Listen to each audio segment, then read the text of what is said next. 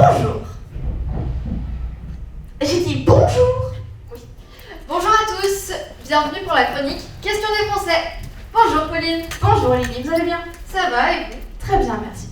Commençons ce matin par répondre aux questions que nos très nombreuses auditrices et très peu nombreux auditeurs se posent. Commençons par la première que Laurent, 35 ans et dépressif, se pose. Pensez-vous que la vie pourra reprendre son cours après le Covid? Eh bien, on espère tous que la vie reprendra comme avant après le Covid. Prenons par exemple les transports en commun. Ah, la bonne odeur de transpiration dans les transports. Quand on est tous collés, serrés les uns aux autres sur la ligne 7 de la RATP et que le métro ne marche pas, qu'il s'arrête toutes les 5 secondes. Et à ce moment, personne ne veut ouvrir la porte par politesse, parce que c'est Covid, oh mon Dieu, on va tous mourir, c'est une crise mondiale, internationale. Et dans ce cas-là, on peut rester sur le quai, 5 minutes, 1 heure, 2 heures, 3 heures, 4 heures, 5 heures, 6 heures, 7 heures, 8 heures, 9 heures, 10 heures. Et à la fin, finir par passer sa journée entière sur le quai du métro parisien. Puis ça sonne pas comme titre ça, hein? Enfin, continuons, seconde question. Question de Scarlett, 35 ans et célibataire hystérique, malheureusement pour elle. Est-ce qu'elle pourra aller au mariage de sa grande sœur le week-end prochain qui est à plus de 10 km? Alors oui, c'est possible, mais bon. Franchement, aller à un mariage pour s'ennuyer et regarder sa sœur là avec tout son bonheur, alors que nous on est célibataires depuis 6 mois et qu'on a un patron insupportable qui fait que nous critiquer. Et là, il y a l'épicier qui nous regarde mal et le prix des pâtes qui fait qu'augmenter et les gens dans la rue qui nous critiquent tous. Même vous vous dites, ouais, elle est folle celle-là. Oui, eh ben oui, je suis folle. Peut-être. Et quand vient la question fatidique du prêtre, qui s'oppose à ce mariage? Eh bien moi j'aimerais répondre, moi je m'y oppose. Mais bon, j'aurai jamais le cran. Alors oui, j'ai une solution. Je peux mettre ma sœur dans un coin et prendre sa place. Parce que pour une fois, je serai la première. Pour une fois. Oh, c'est mignon, elle s'y croit tellement. Enfin. Ça c'est un survécu, hein. Continuons, dernière question de je ne sais pas qui, j'ai oublié son prénom. Enfin, la question qu'elle se pose, c'est pensez-vous comment est-ce qu'elle pourrait réussir à surmonter l'épreuve des enfants additionnés au télétravail à la maison? Alors, j'ai une idée. Donc, la première idée, c'est que on met les enfants dans la cave avec peut-être un peu d'eau et de nourriture, comme ça. Parce que franchement, quand on va faire le télétravail avec la maison et qu'il y a les enfants derrière qui hurlent et qui font que crier, qui veulent rien faire, je n'en peux plus. Et en plus, quand on fait... Donc là, c'était une conf call avec notre patron et on était censé couper le son et la caméra peut-être, mais bon, ça c'est pas fait et du coup le patron a été choqué et nous a virés. Continuons. Deuxième possibilité. Vous attachez vos enfants avec une corde, un foulard, tout ce que vous avez, même une corde de vêtements. Parce que faut leur faire l'école à la maison, quoi. Et ils écoutent rien, ils veulent rien apprendre, je n'en peux plus, je suis en dépression, je vais faire un burn-out. C'est insupportable. Donc voilà, c'est la solution maison du télétravail sans pagaille et plus d'enfants qui piaillent. C'est parfait. En plus, ça rime à la fin, que demander de plus? Merci beaucoup de nous avoir écoutés ce matin. On se retrouve demain pour de nouveaux conseils. Au revoir. Merci.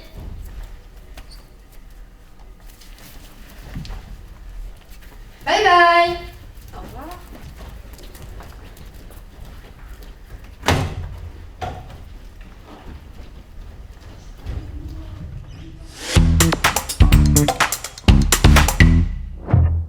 Bonsoir. J'avais prévu de vous faire une chronique sur les vidéos de chatons trop mignons qui circulent sur internet, mais à force d'entendre le monde entier se plaindre de la Covid, j'ai décidé d'être positif et d'essayer de vous montrer en seulement 4 points que la Covid est une bénédiction. Premier point. Rappelez-vous, il y a 1 an, le monde entier était à l'arrêt. Toute la planète était confinée. Mais ça veut aussi dire plus d'avions, plus de voitures, plus d'usines, donc plus de pollution. C'est bien simple. Pendant le confinement, la couche d'ozone, c'était une Pampers. Bon, avant utilisation quand même, hein, pas de blague. On a même vu des canards qui se prenaient pour Jodassin. Oh, Champs-Élysées, dou. Deuxième point. En plus, souvenez-vous, il y a 2 ans, les gilets jaunes manifestaient tous les samedis pour réclamer des pépettes, des brousoufs, de l'oseille, du fric, de l'argent quoi. Mais l'État n'en avait pas. On n'en a pas. D'un coup, la Covid arrive, à l'improviste, et on retrouve au fond d'un tiroir 147 milliards. T'entends ça, Marty? C'est bien simple. On était payés à rester chez nous, à regarder la télé. Elle est pas belle la vie? Troisième point. À titre personnel, la Covid, c'est une bénédiction. Parce que mesurer 1m50 dans le métro aux heures de pointe, c'est un supplice. Maintenant, grâce au masque, je revis. Parce que Monsieur Masque, il filtre les microbes, mais il filtre aussi les odeurs. Et je peux vous dire que ça fait du bien. Dernier point. La Covid a fait des miracles. Prenez ma prof d'anglais. Avant le confinement, elle était au niveau -30 de l'informatique. Et ce que c'est actuellement.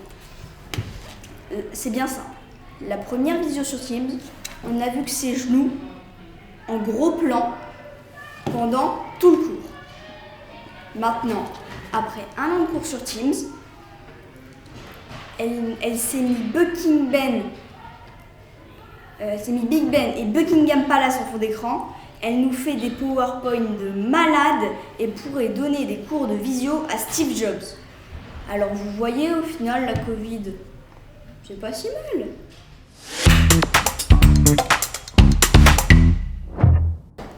Bonjour, je vais vous parler d'un sujet qui nous touche tous. Je parle bien sûr de le ou la Covid. De toute façon, on ne sait pas ce que c'est.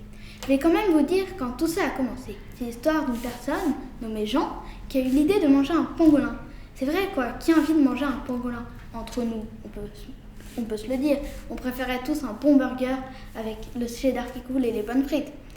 C'est vrai, puis les mois passent, le Covid ou la Covid, de toute façon, on ne sait toujours pas ce que c'est, a décidé de se faire un petit séjour en France. Puis, du jour au lendemain, tu te retrouves à garder tes enfants, faire la cuisine, télétravailler, tout en restant en costard pyjama. Puis l'été arrive, c'est bon, on est enfin libre, on va pouvoir faire du sport, et certains ont pris quelques kilos. Bref, revenons au sujet. Maintenant, petite nouveauté du jour, on a enfin 30 000 vaccins avec 30 000 marques différentes. Alors, on a Pfizer, Moderna, Johnson & Johnson. Alors lui, ils sont pas embêtés à trouver le nom. Je suis sûre, le gars, il a demandé à son fils. Il a dit, comment on appelle notre vaccin? Johnson et Johnson. Bon, il sait dire que Johnson.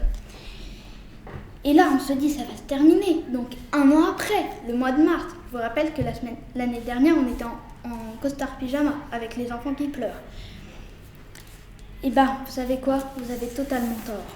Et si on se refaisait un petit reconfinement? Donc, de retour faire la cuisine, le télétravail, les problèmes de connexion, tout en restant en costard pyjama. On l'avait oublié, ça. Donc, moi, je vous disais depuis le début, on n'y comprend rien.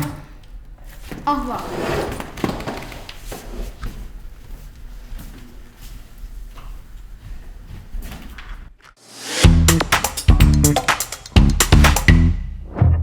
Bienvenue dans Vrai ou Faux, présenté par Myriam.